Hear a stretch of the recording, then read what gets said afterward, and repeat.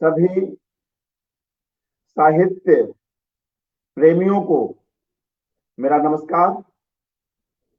देखते ही देखते हम लोग केदारनाथ सिंह जी पर केंद्रित इस एकाग्र की अंतिम कड़ी पर आ चुके हैं। यह इस एकाग्र की 11वीं कड़ी है और मित्रों, हमारे साथ इस समापन कड़ी में अपने अध्यक्षीय उद्बोधन के लिए आदरणीय वरयाम सिंह जी हैं। मैं उनका आप सभी मित्रों की ओर से हार्दिक अभिवादन करता हूं।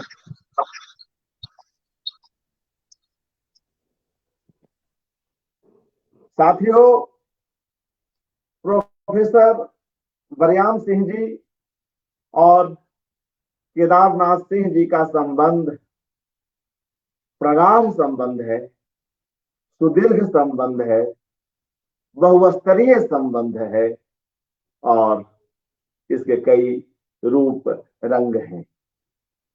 इसकी एक झलक देने के लिए मैं केदार जी द्वारा लिखित एक कविता का पाठ यहां पर कर रहा हूं और वह कविता केदार जी ने प्रोफेसर वरयाम सिंह जी पर ही लिखी है। कविता का जो शीर्षक है वह भी यही है, प्रोफेसर वरयाम सिंह। पहले इस कविता को सुनते हैं और फिर आगे अपने अध्यक्ष को सुनेंगे। केदार जी लिखते हैं, ताजा ताजा सेब की गंध लिए वे लौटे थे बंजार से कि मैंने धीरे से पूछा, अब की सेब की फसल कैसी वरयाम जी? खराब, उन्होंने कहा। फिर जोड़ा, जो बची है उसे भी पक्षियों से डर है। पक्षियों से डर? हाँ हाँ, पक्षियों से डर। वे झुंड के झुंड इस तरह आते हैं जैसे वह उन्हीं का बाग हो। और मुश्किल यह कि पक्षी का जुठाया सेब कोई पूछता तक नहीं बाजार में। कहकर वे हो गए चुप, पर मैंने सुना उनके होंठ स्वगत बुदबुदा रहे थे। बाग चाहे मेरा हो, पर सेब तो उन्हीं के हैं। पर सेब तो उन्हीं के हैं। मैंने देखा उस समय उनका पहाड़ी चेहरा, लग रहा था पुष्किन के किसी छंद की तरह। तो मित्रों, यह एक बेहद भावप्रवण कविता अभी आपने सुनी केदार जी की, हमारे आज के अध्यक्ष पर केंद्रित, उनके उस मूल निवास से वापस दिल्ली लौटने पर केंद्रित। और आज के इस कार्यक्रम का जो कार्ड मैं बना रहा था, मुझे लगा कि इससे बेहतर टाइटिल और क्या हो सकता है, जो हमने केदार जी की इस कविता की इस पंक्ति से ही उधार लिया। और मैंने शीर्षक रखा, चेहरे को कविता के किसी छंद की तरह पढ़ने वाला कवि। तो आइए सर्वप्रथम इस कविता की पृष्ठभूमि को ही समझते हैं और कुछ विस्तार से समझते हैं। और इस समझने में वरयाम सिंह जी का अनुभव भी शामिल होगा। वह काल, वह परिवेश, वह हंसी ठिठोली और इसके बीच कविता का जन्मना भी शामिल होगा। तो सर्वप्रथम बरयाम जी से इस कविता को लेकर ही कुछ बातचीत करते हैं। बरयाम जी, कृपया बताएं कि कविता की रचना की जा रही संदर्भ है।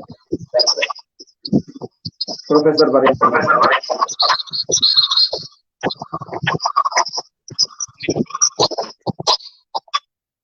मैं कल ही बगीचे वाली जगह से लौटा हूँ। पंजाब छोटा सा कस्बा है, जहाँ बगीचा है वहाँ 5-6 घर हैं और मेरा घर बगीचे के बीच में है। तो बहुत समय लेता है, तो मैं सेवानिवृत्त हूँ और समय है मेरे पास, तो बगीचे में बहुत सारा समय लग जाता है। फलों की नई नई वेराइटीज आ रही हैं। जलवायु परिवर्तन से कुछ हम भी प्रभावित हो रहे हैं। सेबों की जो हाइट है ऊपर जा रही है। हम लगभग 5,500 फीट की हाइट पर हैं। सेब ऊपर जा रहा है, नीचे की हाइट फेल हो रही है सेबों की, तो थोड़े बदलने पड़ रहे हैं। अब सेब से हम नाशपाती की ओर जा रहे हैं, प्लम की ओर जा रहे हैं, जो पानी फलों की ओर जा रहे हैं। तो केदार जी मेरे बगीचे वाले घर में आए, एक बार वहां आए, एक बार बंजार वाले घर। तो जाहिर है आप लोग अगर फेसबुक में मुझसे जुड़े हो तो वो जानते हैं, बहुत सुंदर जगह। जब केदार जी वहां आए, हम देर से पहुंचे थे, थके थे, जल्दी सो गए थे। सुबह हमें कुल्लू जाना था, ये है 96 की बात, इसलिए मैं जल्दी उठा। इनको भी जगाऊं।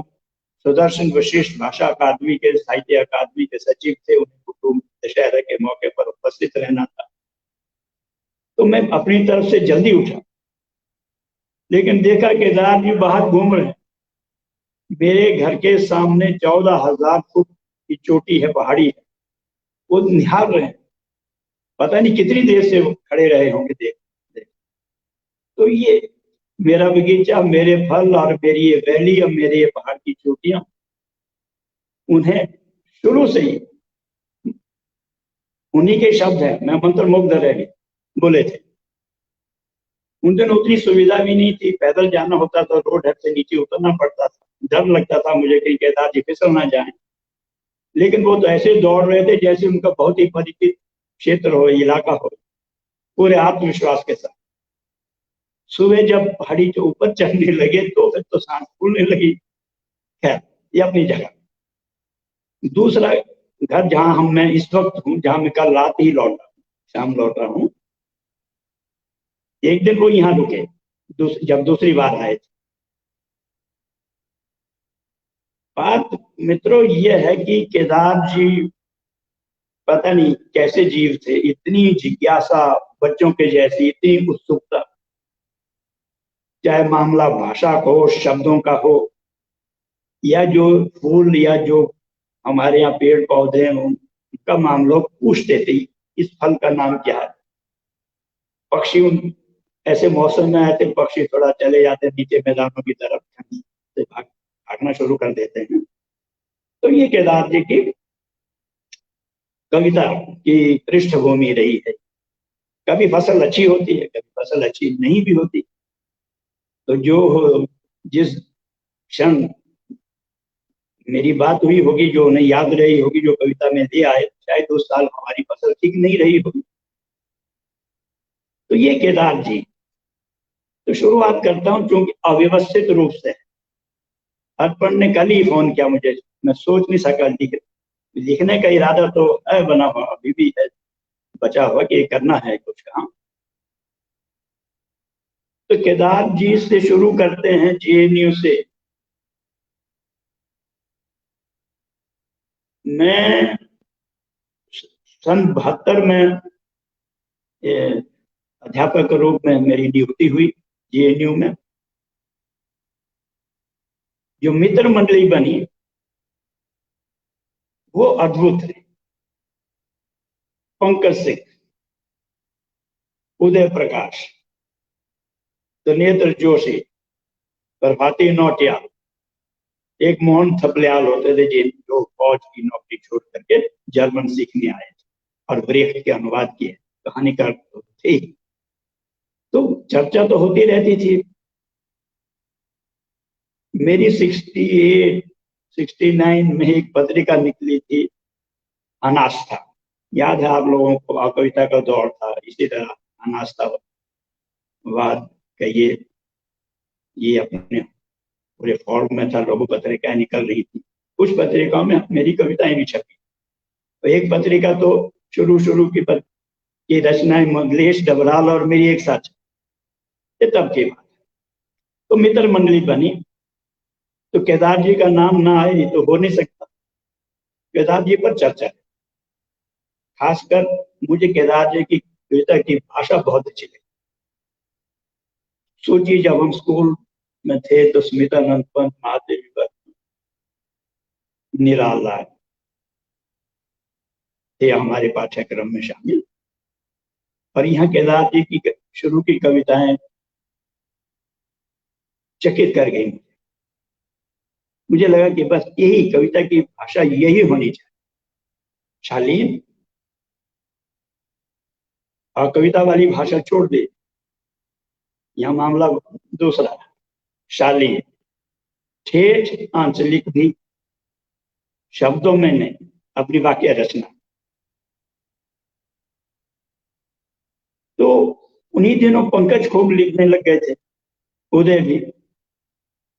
मुझे सन 75 में मॉस्को जाना था पीएचडी के लिए, 3 साल में दिल्ली से बाहर। लौटने पर मुझे मकान ढूंढना था। वो यूनिवर्सिटी के सामने सड़क के दूसरी तरफ बेर सराय करके एक कॉलोनी, वहां मुझे फ्लैट मिला। और किसी ने कहा कि दार जी तो तुम्हारे पड़ोसी हैं, बगल में है।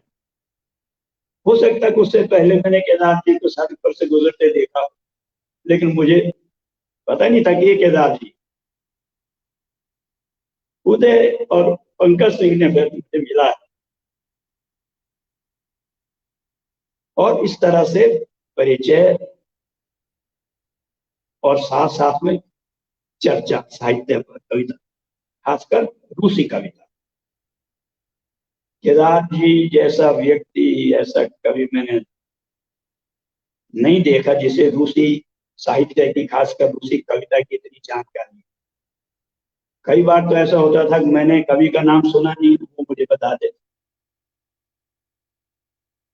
इस क्रम में 1980 में मेरे प्रिय कवि अलेक्सांद्र ब्लॉक की जन्म शताब्दी पर कविताओं के अनुवाद मैंने कर रखे। सन 75 में उदय प्रकाश के सहयोग से साइक्लोस्टाइल फॉर्म में एक छोटी सी पुस्तक आई। सन 80 में मैंने एक साहस कहो या तो साहस कहो संकलन तैयार किया, लगभग 50 कविता। डरते डरते, सहमे सहमे, घबराए हुए से नर्वस मैंने पुस्तक केदार जी को भेंट की। पढ़ी, उन्होंने राय नहीं दी।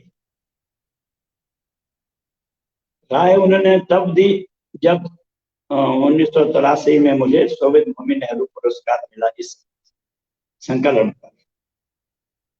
मैंने कहा ये तो मेरा पहला अनुवाद था, इसमें बहुत सही भी है। नहीं, लोग को तुम लाए हो हिंदी साहित्य जगत में, ये इसका अब रही क्वालिटी, अनुवाद की क्वालिटी के बाद अब आगे इस पर जोर रहेगा। इस बीच में मैंने माइकोस्की के क्रांति पूर्व कविताओं का एक संकलन, उसमें एक लंबी कविता थी, मेरुदंड बांसुरी, या रीढ़ की हड्डी की बांसुरी कहते हैं। संकलन का नाम रखा मेरुदंड बांसुरी। केदार जी सच कहें, शाब्दों, मेरी पीठ थपथपाना, इससे बड़ा पुरस्कार मेरे लिए क्या हो सकता। कर डाला, मैंने कहा हाँ कर डाला। ये तो अनुवाद में मैंने कविता नहीं पढ़ी, शायद हुआ होगा, पर तुमने कर डाला, इसके लिए बधाई। अब यही काम करना है। तो सच कहें तो मेरा अपने मेरा अपनी मूल कविताओं वाला पाठ तो अलग चला गया, तुम्ही को करने आई यार। उसके बाद बहुत ही चर्चित कवि वजने सेन की कविताओं का संकलन है। आपको याद होगा श्रीकांत वर्मा जी का भी शायद एंटी वर्ल्ड क्या प्रति विश्व या कुछ किस नाम, याद नहीं आता मुझे, अनुवाद आया था पहल सीरीज में अशोक वाजपेयी के संपादन।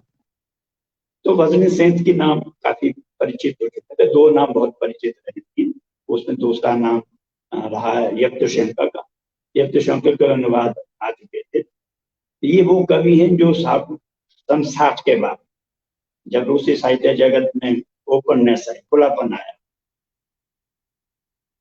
तो ये अनुवाद भजनी सेन के केदार जी को बहुत अच्छे लगे। खासकर एक हेलोविन कविता है बीच में, वो बहुत अच्छी लगी। चलो अब यही काम है तुम्हारा। सन 86 में आपको याद होगा भारत में सोवियत उत्सव बड़े पैमाने पे मना।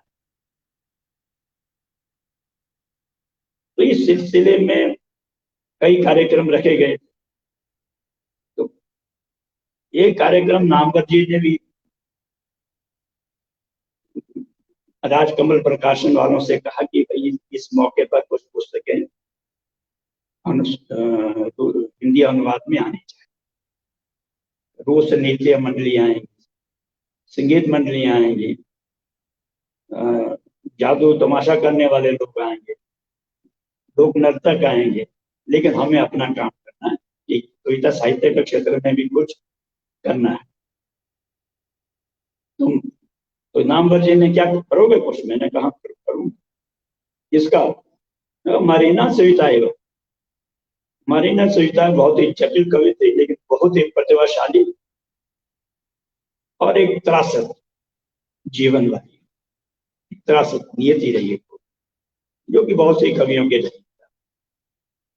तो मेरी हिम्मत तो हुई नहीं, मैं केदार जी के पास ही रह गया कि मैं ये अनुवाद करना चाहता हूँ। कुछ कविताओं के मैंने लिख के भी रखे, कल आओ कहाँ है तो अनुवाद। मैंने उन्हें कुछ 30 कविताओं का अनुवाद लिखा है। चलिए कर डालो, पूरा संकलन तैयार कर, अनुवाद तैयार किए। कविता अनुवाद बहुत कठिन है, सभी जानते हैं, सभी कहते हैं बहुत कठिन, लेकिन कठिनाई है कहाँ? कठिनाई रूसी शब्द का हिंदी उपयुक्त हिंदी शब्द ढूंढना, ये कठिनाई नहीं है। कठिनाई और है, जिसे हम कविता तत्व कहते हैं, उसे सुरक्षित। और कविता तत्व है क्या? तुकबंदी है, राइम है, रिदम है, छंद है, छंद व्यवस्था को सुरक्षित रखना, ये कविता। तो फोनेटिक लेवल, एक लेक्सिकल लेवल। मेरा अपना मानना है कि असली कविता वो है वाक्य रचना में, सिंटेक्स। अनुवाद तो सभी कर ले, आप अपना मूल कविता का सिंटेक्स, पता नहीं अब हिंदी में प्रचलन में है कि नहीं, ये उसी में है थी। किसी भी वाक्य के दो अंश होते हैं, एक पहला अंश जो आपको ज्ञात, दूसरा अंश जो नहीं जानते, जो इंफॉर्मेशन के रूप में आपके पास आता। मिसाल के लिए मेरा भाई डॉक्टर, इसमें मेरा भाई ज्ञात है, डॉक्टर इंफॉर्मेशन। उसी तरह ये डॉक्टर मेरा भाई है, तो ये डॉक्टर पहले से ज्ञात है, भाई ये सूचना। तो कविता क्रम में भी यही बात है, उसका एक अंश हमें ज्ञात है, एक अंश हमें इंफॉर्मेशन के रूप में आता है। ये जो इंफॉर्मेशन वाला रूप है, ये है कविता, इसको सुरक्षित करना। ये मेरी केदार जी से बात। मैंने कहा आपकी कविता की सिंटेक्स, वाक्य रचना की, ये मुझे बहुत नजदीकी, हर सच के बहुत पसंद है, और मैं कविता के अनुवाद इसी वाक्य रचना पे करना चाहता हूँ, इसी सिंटेक्स में। बात लंबी होते गई, अनुवाद मैंने उनको सुना, क्योंकि वहां खास कालावधि के बीच में हमें पूरे करने थे। इसमें एक तो मेरे अनुवाद, उसमें शोक सिंह की कहानियों के अनुवाद वेद कुमार शर्मा, और गंगा से गोलगा तक रूसी कविताओं का एक अच्छा ये निकली, ये तैयार हो गई। अब देखिए पुस्तक का विमोचन के लिए कौन थे आज? रसूल गमजा। सोच सकते हैं शायद उनके भी कविताओं का एक संकलन है। हाँ, मैं बोल रहा हूँ उनकी कविताओं का भी संकलन रसूल गमजा। इतने बड़े कवि के सामने इन कविताओं के इन संकलन, मेरे संकलन का दूसरे संकलनों के साथ विमोचन होना मेरे लिए बहुत बड़ी घटना। अब तो आप जानते ही होंगे, अगर केदार जी ने मेरा साहस, मेरा पथ प्रदर्शन नहीं किया होता अरिहंत सविता के अनुवाद क्रम में, तो मैं अनुवाद पता नहीं कैसे देख, ये उन्हीं के सहयोग से हो सकता। आज मरीना सविता तो जानते, उसका मेरा अरिहंत सविता की ये पुस्तक आई थी तब, आएंगे दिन कविताओं के। इसके बाद एक और संख्या आया है उनके कविताओं और उनके लेखों का, पत्रों के अंशों का एक अलग से संकलन है। और उसके बाद तो पूरा दोनों को मिला के एक और संकलन है, इस बेसहारा समय। अब देखिए दूसरी कहावत है कि किताबें अपना पाठक स्वयं ढूंढ लेती। तो ढूंढा, ऐसी भी एक पाठिका को ढूंढा, प्रतिभा कटिया, उनकी पुस्तक का ये सविता है, बड़ी शानदार पुस्तक। तो ये क्रम चल रहा है, ये केदार जी की बदौलत चल। इसी क्रम में आपको अगर याद हो, एक योजना थी कि 20 खंड भारतीय साहित्य के रूसी में निकलेंगे और उसी तरह 20 खंड सोवियत साहित्य के हिंदी में निकलेंगे। रूसी साहित्य के 5-6 खंड आ गए सोवियत संघ के विघटन से पहले। उसी तरह भारतीय साहित्य के भी कुछ खंड आए मॉस्को में। उसके बाद एक क्रम टूट गया। इंद्रनाथ चौधरी और केदार जी में आपस में बात हुई होगी कि भाई इस क्रम को हमें आगे बढ़ाना चाहिए। ठीक है, सोवियत संघ का विघटन हो गया, आर्थिक स्थिति बुरी है, इस वक्त साहित्य थोड़ा प्रायोरिटी में नहीं है, प्राथमिकता में नहीं है, लेकिन हम करें। तो उनकी जिद थी, क्या करोगे? मैंने करूंगा, कर डालूंगा। तो एक फिर बड़ा संकट रूसी कविता का, उस समय जब सोवियत संघ रहा नहीं, रूस अभी इस स्थिति में नहीं था, तो ये इन साहित्य अकादमी की पहल पर किया। इसका संपादन भी केदार जी ने ही किया, मेरी हिम्मत नहीं होती इसमें 21 कवि और लगभग रूसी 20वीं सदी की रूसी कविता की पूरी झलक। शुरुआत में ब्रोक, माइकोस्की और हम जोसेफ ब्रोत्स्की। अलग अलग कवियां, जाहिर अलग अलग कवियों की अपनी भाषा है, अपनी विषय वस्तु है, समाज के प्रति अपना एटीट्यूड, अपना दृष्टिकोण है। कुछ दार्शनिक स्वभाव के हैं, कुछ जैसे नागरिक सरोकारों वाले का। तो ये संकलन, और मुझे बहुत अच्छा लगता है जब लोग इससे उद्धृत करते हैं अखबार और पत्रिकाओं में से। उसी उन्नति का चर्चा करनी ही थी, और सच कहें तो ठीक से ये रही केदार जी के साथ। पता नहीं केदार जी कहाँ से, अंग्रेजी के माध्यम से साहिब खोज लाते थे। अब पूछते थे तुमने से पढ़ा? हमने तो नहीं पढ़ा होता, कितना पढ़े। एक उस बालिका, एक 14-15 साल की लड़की नाम जिक्र किया, पढ़ा? मैंने कहा नहीं, मैंने सुना भी नहीं। इस बीच में एक सज्जन आए, का ये पढ़ो, अगर अनुवाद करने कर सकते हो तो करना।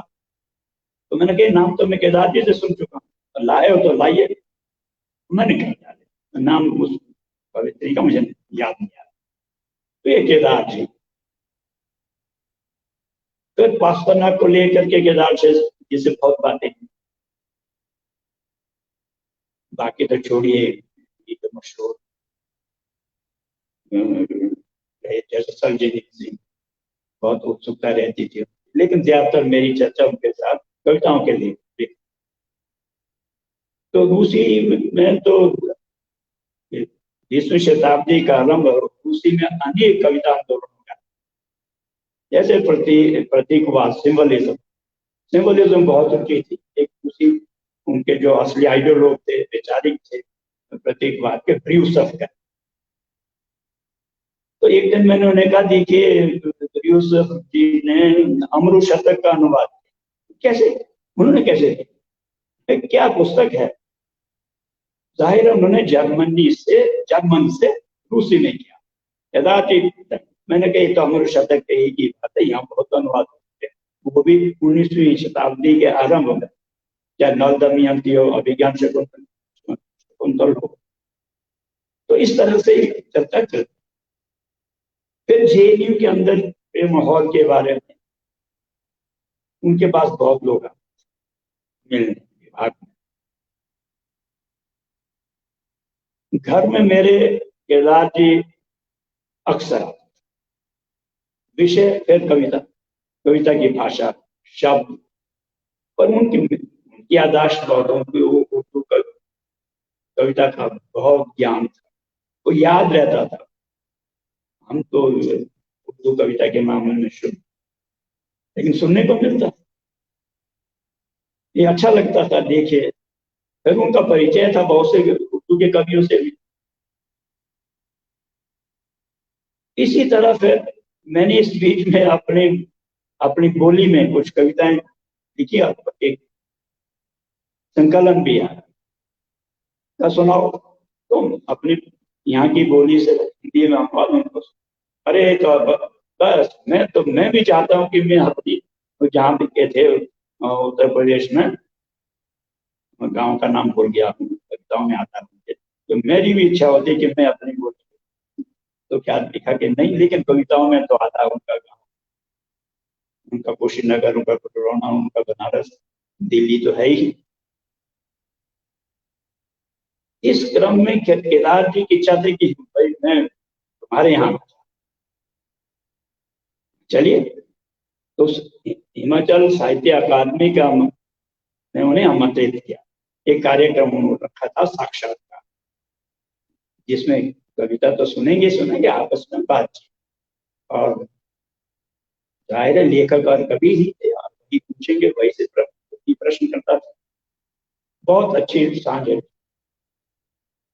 सुदर्शन वशिष्ठ का आपने जिक्र कर ही दिया, तुलसी रमन हिमाचल के हमारे प्रतिष्ठित कवि, रेखा वशिष्ठ अच्छी कवित्री, और उससे शायद कवित्री से भी अच्छी कहानी लिखकर, केशव, और बद्रीनाथ भाटिया, बहुत सारे लोग। शायद मैंने शिमला में इतने लेखकों और साहित्य के पाठकों का इतना बड़ा क्या जमघट नहीं देखा। शिमला में हम होटल में रुके थे, वहां से मेरा इरादा था उनको अपने यहाँ पंजाब, यहाँ अपने गांव, यहाँ मेरे गांव का नाम है बिहार,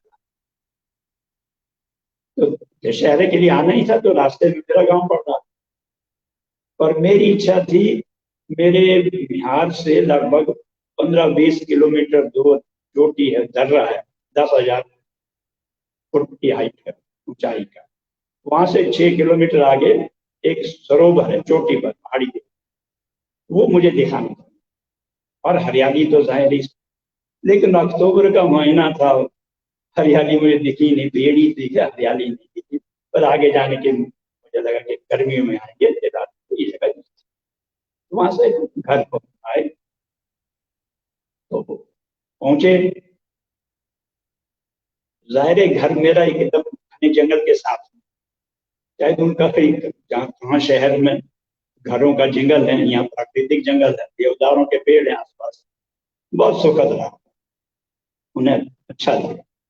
आने के बारे में शिकायत करते, मैंने पहला व्यक्ति देखा ऐसा जो खाने को लेकर कभी शिकायत करते ही नहीं, जो बना बड़े प्रेम से। जाहिर है हमारे मेहमान आए हैं तो घी अवश्य होता, कब लगे घी की तारीफ।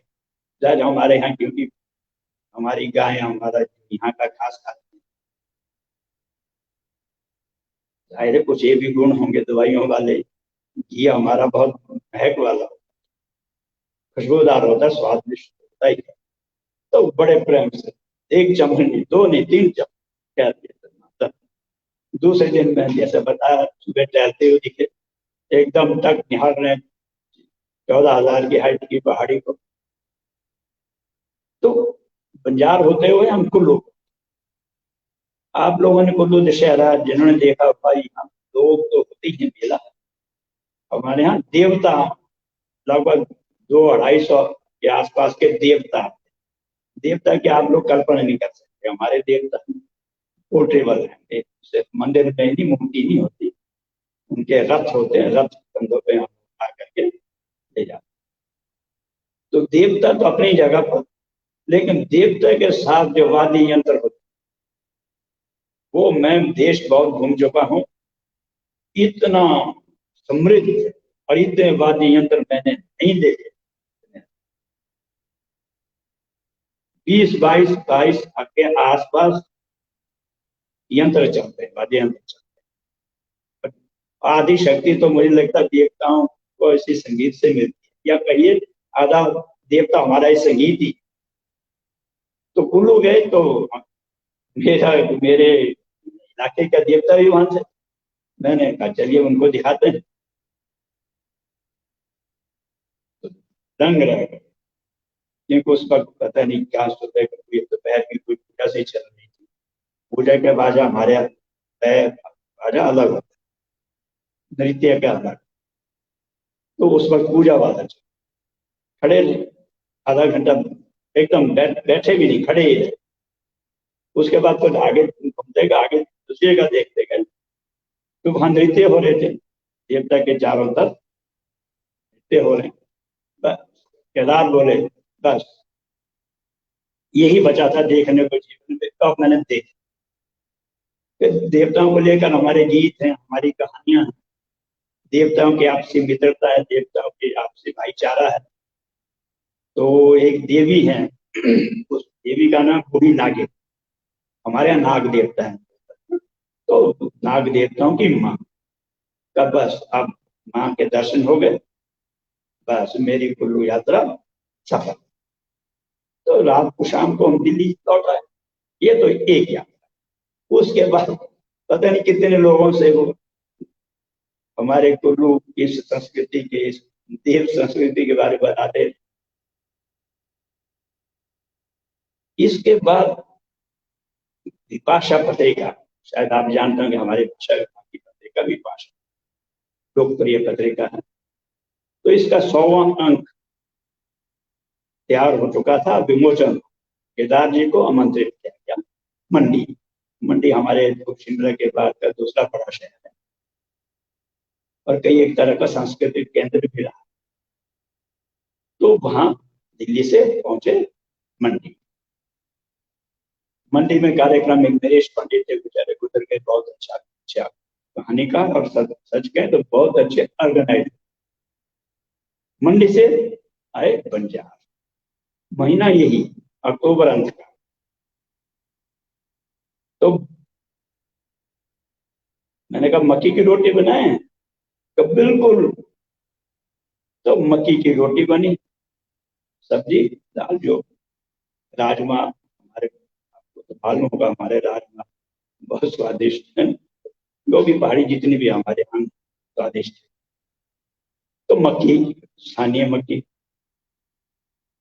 सुबह उठे नाश्ते के लिए, मैंने क्या राजी क्या लेंगे, परंतु नहीं, अगर रात की मक्की की रोटी बची, वो बची थी, कहा अब इसको कर, और हो सके तो खारा एकदम सख्त जैसी हो।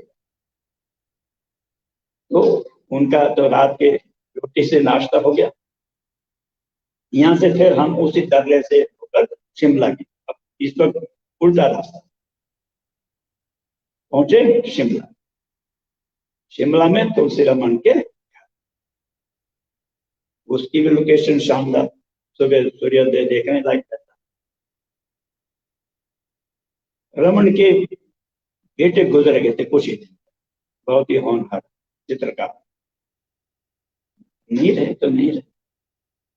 तो एक वेदना प्रकट करने के लिए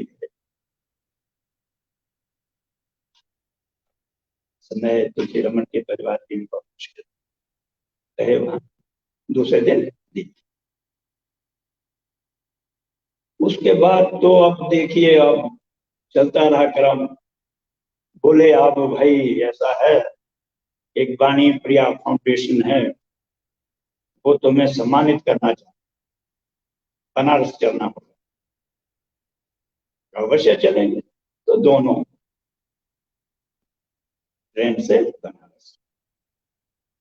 वहां जाहिर है इतनी बड़ी बनारस के मंडली काशीनाथ से तो कौन नहीं है।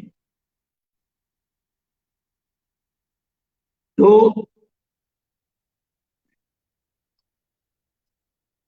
गड़बड़ हो गया।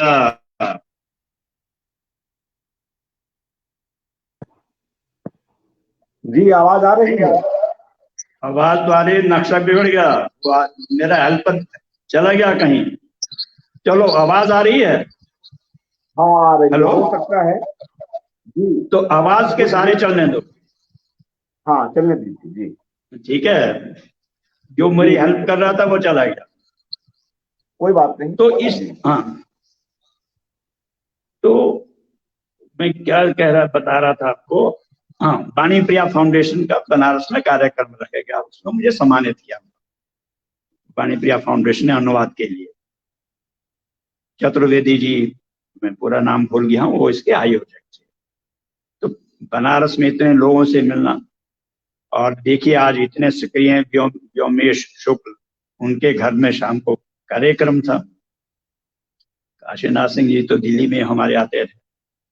हाँ, एक नाम मैं भूल गया हूँ जो अब मेरे और केदार जी के बीच में खूब चर्चा हुआ करती, वो है हमारे कृष्णनाथ करके हैं, जिन्होंने किन्नर लोक धर्म, स्पीति में बारिश और बौद्ध धर्म पे बहुत लिखा है। उनसे मेरी मित्रता हुई केदार जी के माध्यम से। मित्रता क्या, मैं तो शिष्य रहा, समझो उनका। पर मैं ये सारे इलाके खुद घूम चुका था। स्पीति में बारिश, क्योंकि स्पीति में बारिश होती है, और किन्नौर का लोक धर्म। उसके बाद तो बहुत सी पुस्तकें उनकी आई और बहुत अच्छा लगता था। इस बीच में मुझे उनके शायद भतीजे या उनके परिवार के सदस्य जी में प्रोफेसर रहे हैं समाज शास्त्र के, आनंद कुमार ने मुझे थमाई मिलारेपा, तिब्बत के महाकवि योगी संत की कविताएं अंग्रेजी में का इनका अनुवाद करना है आपको, किसी पत्रिका के लिए, पत्रिका का नाम मैं भूल गया, मैंने अनुवाद किए। मुझे सच कहें मिलारेपा ने बहुत प्रभावित किया। कविताएं तो 3-4 अनुवाद की, लेकिन उसके बाद मिलारेपा की ओर रुझान बढ़ा। फिर मैंने यात्रा की किन्नौर की, एकदम हमारे बॉर्डर के वहां एक टशीगंज गोम्पा है, 14-15 हजार की हाइट पर। वहां गया तो मैं मिलारेपा की सामग्री की तलाश में, तो सामग्री तो नहीं मिली, लेकिन मिलारेपा के मठ में रात बिताई। वापिस आने पर केदार जी से ये बातें बोले, यार लाहौल तो गया हूँ और मुझे किन्नौर भी जाना है। मैंने कहा थोड़ा किन्नौर तो जाया जा सकता है, इस टशीगंज गोम्पा में ऑक्सीजन की कमी है, मुझे तो बहुत सिर दर्द हुआ था वहां, लेकिन चलेंगे। तो इस क्रम में मिलारेपा हमारे और केदार जी के बीच वार्तालाप का विषय बने। मिलारेपा पर उनकी कविता भी है। तो इस तरह और कविताएं चलती थी। याद नहीं आ रहा, 5-6 साल पहले साहित्य अकादमी ने मिलारेपा पर बड़ा कार्यक्रम रखा था, तो केदार जी उसके अध्यक्ष थे। तो अच्छा लगा कि मिलारेपा को भी हम लोकप्रिय कर रहे हैं। हालांकि देखिए हमारी बदकिस्मती, तिब्बत हमारा पड़ोसी देश, और मिलारेपा के बारे में वहां जिक्र करता हूँ लोगों से तो बिल्कुल पता ही नहीं लोगों को, तो थोड़ा निराशा होती है ऐसी चीजों से कि हम अपने पड़ोसी देश के इतने संत कवि को नहीं जान पाए। खैर ये अपनी जगह पर। तो इस तरह से केदार जी से आगे चलता रहा। हमने च्यूशेव रूसी कवि की 200वीं वर्षगांठ थी, बड़ा अंतरराष्ट्रीय सेमिनार रखा था हुआ। तो केदार जी अपनी प्रमुख भूमिका में थे। हमारा साहस या कह शाबाशी देने के लिए हम तैयार थे। बड़ा सम्मेलन रहा जिसमें कई कई देशों से, और आप देखिए करण सिंह जी, ये सिर्फ इस बोले, उन्होंने बोला मैं इसलिए नहीं आया हूं कि मैं कुलाधिपति हूँ यूनिवर्सिटी विश्वविद्यालय का, मैं इसलिए आया हूं कि मुझे च्यूशेव की रचनाएं बहुत अच्छी लगी। तो उन्होंने जो मेरे अनुवाद की पूरी कविता ही पढ़ डाली अपने अध्यक्षता करते हुए। उसके आगे एक नाम मेरे और केदार जी के बीच चर्चा का रहा, वो है रूसी, मुख्यतः उन्हें चित्रकार के रूप में जाना जाता है, दार्शनिक, कवि, और सबसे बड़ी बात पूरा घूमे हैं, निकोलाई रियरिक।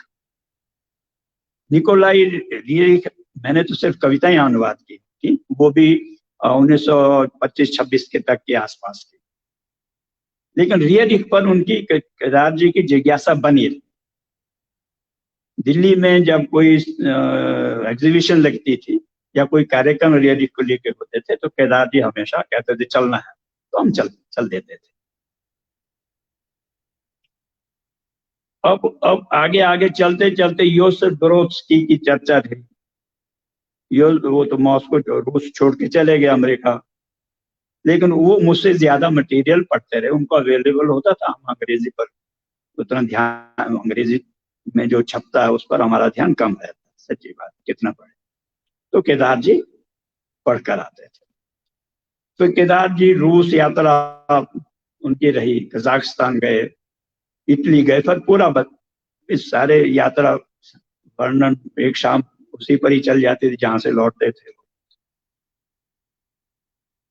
तो क्या कहें, अब एक इरादा था, मैंने केदार जी से भी इस विषय पर बात की थी, वो था कि भाई केदार जी की कविताओं का रूसी साहित्य शास्त्र में एक बड़ा कंसेप्ट है, वो है लिरिक हीरो, काव्य नायक।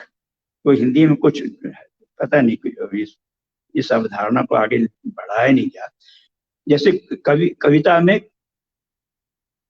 कवि का मैं कुछ हद तक, कवि जैसे मान लो केदार जी की कविता का मैं कुछ हद तक तो केदार जी, लेकिन वो केदार नहीं है, कविता का मैं कुछ और है।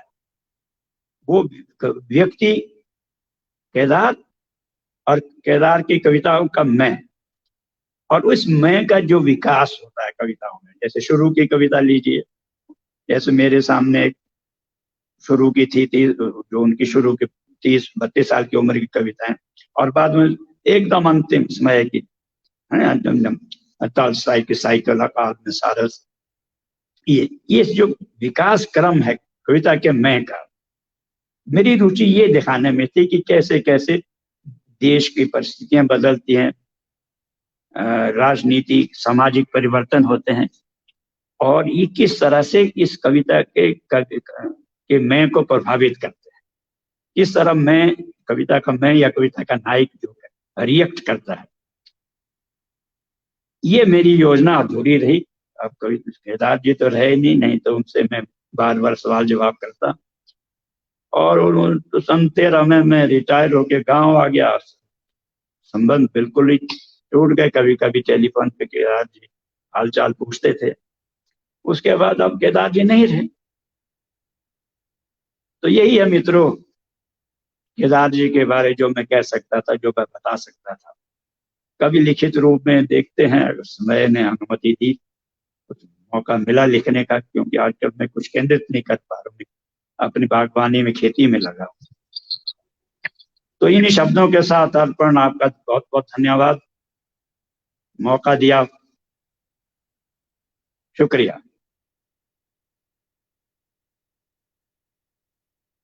अर्पण, हेलो, मेरी आवाज आ रही है? आपकी तो आ रही है, मेरी आवाज आ रही है कि नहीं? बिल्कुल आ रही है।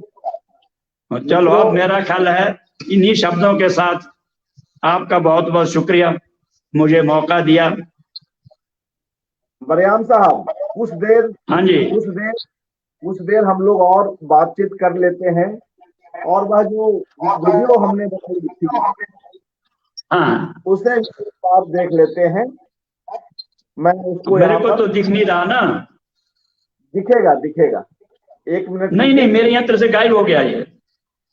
ओहो, ओके, तो सिर्फ चलिए आवाज मैं सुनाई अब, दे रही है, हाँ, सिर्फ आवाज एक सुनाई बात, दे रही है। ओके, तो कुछ तकनीकी समस्या का सामना कर रहे हैं प्रोफेसर साहब, मगर मित्रों उनके पास कहने के लिए कितना कुछ है, इसे आप देखिए। और यह चित्र जो देख रहे हैं आप, इसमें प्रोफेसर बरियाम सिंह जी, केदारनाथ सिंह जी, गंगा प्रसाद जी, अनामिका जी, और एक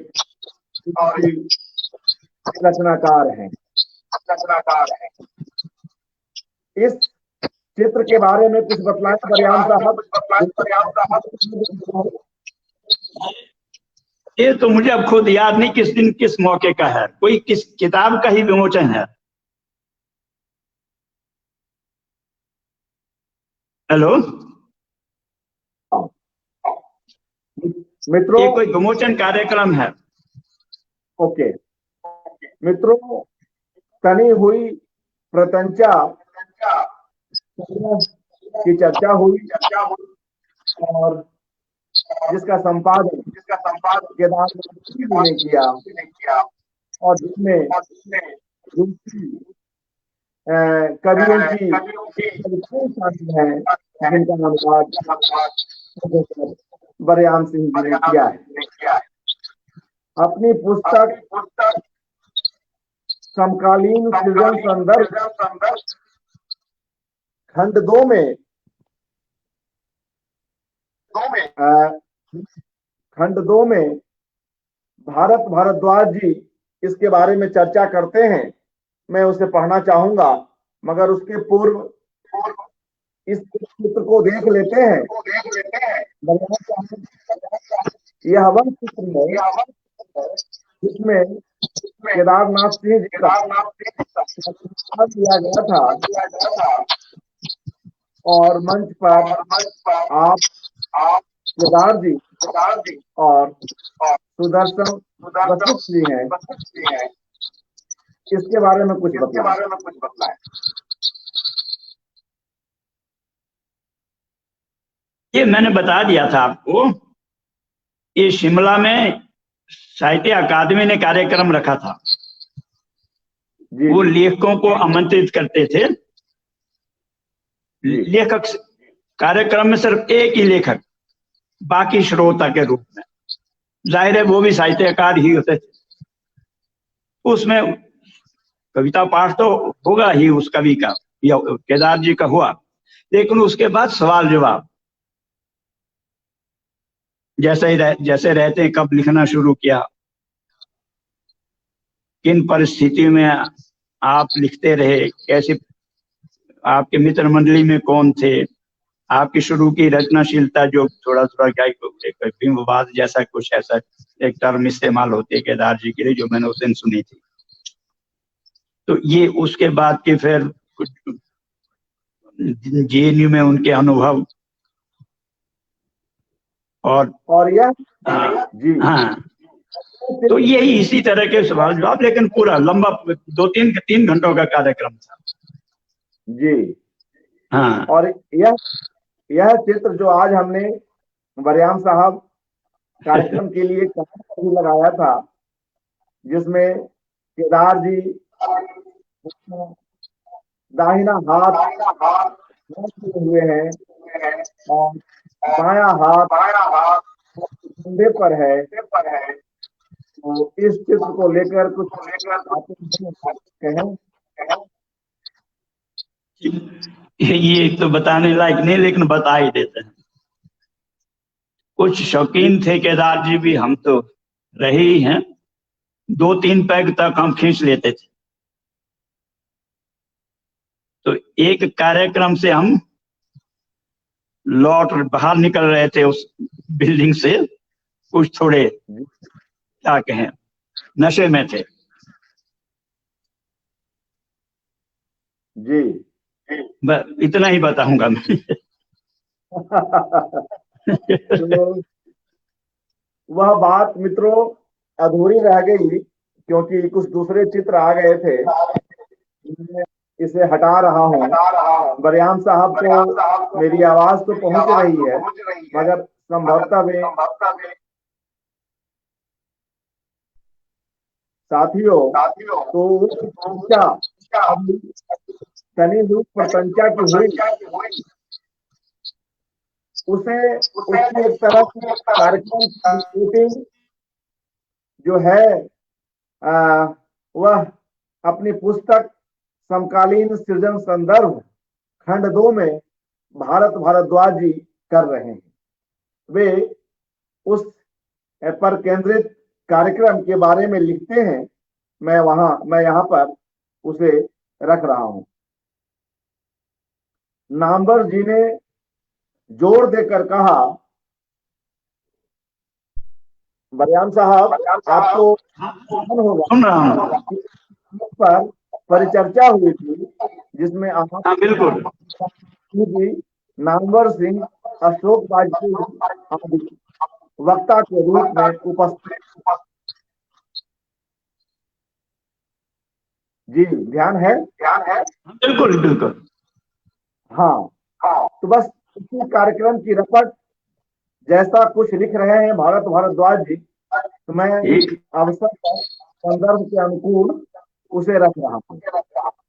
ठीक, कहीं कुछ जोड़ना होगा तो कृपया जोड़िएगा। ठीक। भारत भारद्वाज लिखते हैं, नामवर जी ने कहा कि रूसी समाज कविता नहीं, कविता में जीता है। रूसी कविता में जो ताकत उसकी जड़ें गहरी हैं। यदि कभी विश्व कविता का इतिहास लिखा जाएगा तो उसमें रूसी कविताओं की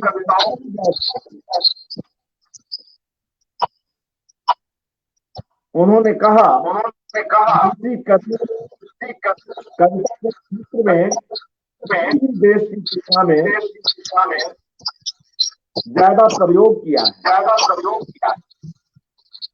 नामवर जी ने इस संग्रह में संकलित वेलिमीर की कविता मुझे नहीं मालूम, निकोलाई जनोल्स्की की हाथियों की लड़ाई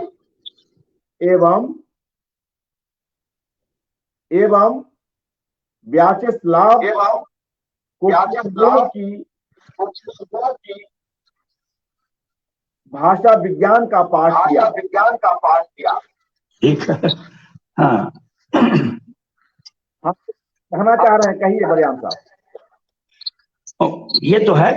इस कार्यक्रम में प्रसिद्ध भारतविद हिंदी साहित्य के विद्वान निराला पर जिनकी जीवनी है, सुमित्रानंद पंत पर जिनकी जीवनी है, वो प्रोफेसर चेलीशेव, वो भी उपस्थित थे। चेलीशेव सुना होगा आपने नाम? जी। तो चेलीशेव भी थे। पिछले दिनों चेलीशेव की 100वीं जन्म तिथि मनाई गई।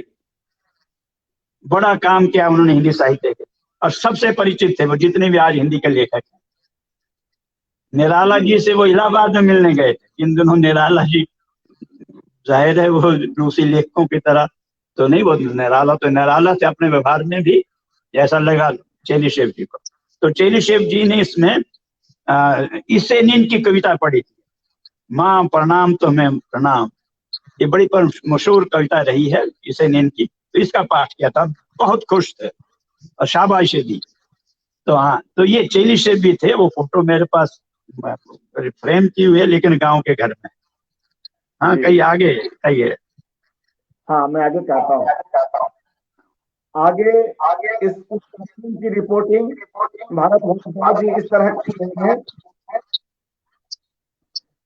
मित्रों, मेरी आवाज इको हो रही है, धीरे धीरे बोल रहा हूँ। रूसी कविताओं के अच्छे अनुवाद के लिए नामवर सिंह ने वरयाम सिंह को अपने बल पर पुरस्कृत करने की भी घोषणा की। अशोक वाजपेयी ने सूत्रवाक्य में 20वीं सदी की रूसी कविता को यात्रा, जिजीविषा एवं स्वतंत्रता की कविता केदारनाथ सिंह एवं वरयाम पुस्तक की योजना एवं अनुवाद की अपने रोचक अनुभव सचमुच तनी हुई प्रत्यंचा पर चढ़ी प्रबल संवेदनात्मक तीर नहीं। इसे एक बार फिर से सुने। सचमुच तनी हुई प्रत्यंचा पर चढ़ी प्रबल संवेदनात्मक तीर नहीं। बिखराव के बाद एक देश की एक सदी की रचनात्मक बेचैनी, छटपटाहट एवं कवियों का आत्मसंघर्ष। तो इस तरह से वरयाम साहब उस महत्वपूर्ण किताब के लोकार्पण के दिनों की एक रपट के बहाने उस काल को पुनः जीवंत किया जाए। और मित्रों, इस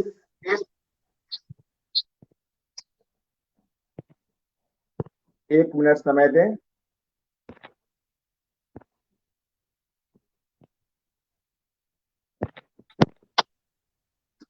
हाँ वरयाम साहब। हाँ जी। कुछ और बातें अगर जोड़नी हो तो जोड़िएगा।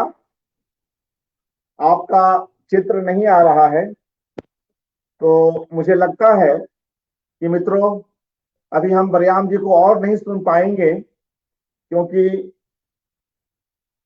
उनके यहाँ इंटरनेट की समस्या है। अंत में वैसे भी उन्होंने अपनी पूरी बात यहाँ पर रखी और एक कार्यक्रम में सारे संस्मरण संभव नहीं है, फिर भी जितना हो सका उन्होंने रखा और एक बेहद कम समय के इस नोटिस पर वे हम लोगों के साथ आए।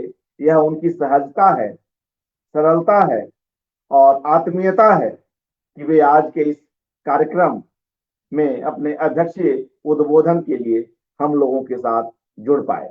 एक बार मैं अपने उन वक्ताओं के नाम ले लूं जो इस एकाग्र में शामिल हुए। प्रोफेसर ए अरविंदाक्षन जी, कुमार मुकुल, सोमा बंदोपाध्याय, संध्या सिंह, अनिल त्रिपाठी, प्रयाग शुक्ल जी, राजेश मल जी, प्रोफेसर सदानंद शाही जी, ईवी रामाकृष्णन, सुनील कुमार सिंह और प्रोफेसर वरयाम सिंह। आप सभी लोग इस एकाग्र के साथ बने रहे। एक सप्ताह तक केदार जी पर केंद्रित इस श्रृंखला के साथ अपने आप को जोड़े रखे। आप सभी मित्रों का हार्दिक धन्यवाद। और मित्रों, कब्रिस्तान में पंचायत हम सबके प्रिय कवि केदारनाथ सिंह जी के गद्य की एक बेहद प्रसिद्ध कृति है, जिसमें हम उनके गद्यकार के रूप को और विभिन्न विषयों पर, विभिन्न रचनाकारों पर, विभिन्न स्थलों पर लिखी गई उनकी टिप्पणियों को पढ़ सकते हैं। कब्रिस्तान में पंचायत, उसका एक अंश पढ़कर मैं इस कार्यक्रम को समाप्त करूंगा और इस एकाग्र को भी। केदार जी लिखते हैं, आदमी की मुक्ति चाहे जहां भी होती हो, आदमी की मुक्ति चाहे जहां भी होती हो, पर कविता की मुक्ति आदमी तक पहुंचने में है। कितनी बड़ी बात है और किन सरल शब्दों में केदारनाथ सिंह जी इसे स्पष्ट कर देते हैं। आदमी की मुक्ति चाहे जहां भी होती हो, पर कविता की मुक्ति आदमी तक पहुंचने में है। कहते हैं, दुनिया की पहली रामायण हनुमान ने गलता जी के पत्थरों पर लिखी थी। गलता जी जयपुर के पास एक जगह है। और फिर वाल्मीकि के यह कहने पर कि मेरी रामायण का क्या होगा जो अभी लिखी जा रही है, वे उन पत्थरों को समुद्र में डाल आए थे। मुझे यह रूपक बड़ा दिलचस्प लगता है। आज का हर रचनाकार जिस कोने में बैठकर लिखता है, उसके बाहर भी एक समुद्र निरंतर हरहराता रहता है। वह भीड़ का समुद्र है, जो हमारे समय का सबसे बड़ा सच है। इससे बचकर, उससे बचकर सृजन की कोई मुक्ति नहीं। अपने कोने में लिखी, अपने कोने में लिखो और बाहर के समुद्र में ले जाकर डाल दो। अपने अपने ढंग से हर रचनाकार इसी हनुमान धर्म का निर्वाह करता है। तो एक रचनाकार की अपनी रचनाओं के साथ किस तरह की निसंगता होती है, केदार जी इस ओर भी इशारा करते हैं। आप सभी मित्रगण इस कार्यक्रम में जुड़े रहे, अपनी टिप्पणियों से हमें लाभान्वित किया। मैं एक बार उनमें से कुछ एक के नाम ले लूं जो फिलहाल मेरे पास उपलब्ध हैं। निर्मला सिंह, किरण कुमार मोदक, मधु मेहता, सरोज कौशिक, सोनम तोमर, अनिल त्रिपाठी जी, पूनम सिंह, अंशुमती, राजीव रंजन तिवारी, अशोक आत्रेय जी, रूपा सिंह जी, उमेश कुमार, हरिमोहन शर्मा जी, बंकिम जी, श्याम सुशील जी, ओम प्रकाश मिश्रा जी, कुंवर शक्ति सिंह जी और तमाम लोग। मित्रों, इस कार्यक्रम के साथ और इस 11वीं कड़ी के साथ हम लोग आज केदार जी पर केंद्रित इस एकाग्र को फिलहाल यहीं पर समाप्त करते हैं। आप सभी लोगों का स्नेह मिलता है, तभी ये कार्यक्रम संभव हो रहे हैं और देश दुनिया के तमाम वक्तागण हमसे जुड़ रहे हैं। साहित्य, दर्शन, इतिहास, संस्कृति, फिल्म आदि कई क्षेत्रों में हम लोग विभिन्न तरह के कार्यक्रमों का आयोजन कर रहे हैं। प्रभा मिश्रा जी, आपका भी हार्दिक धन्यवाद। शुक्रिया मित्रों, शुभ रात्रि। आदरणीय वर्याम सिंह जी का भी पुनः हार्दिक अभिनंदन कि वे हमसे जुड़े और अपना अध्यक्षीय उद्बोधन दिया। तमाम वक्ताओं का पुनः एक बार हार्दिक धन्यवाद और आप सभी साहित्यकार और साहित्य प्रेमी मित्रों का शुक्रिया, जिसके कारण ही यह सब कुछ संभव हो रहा है।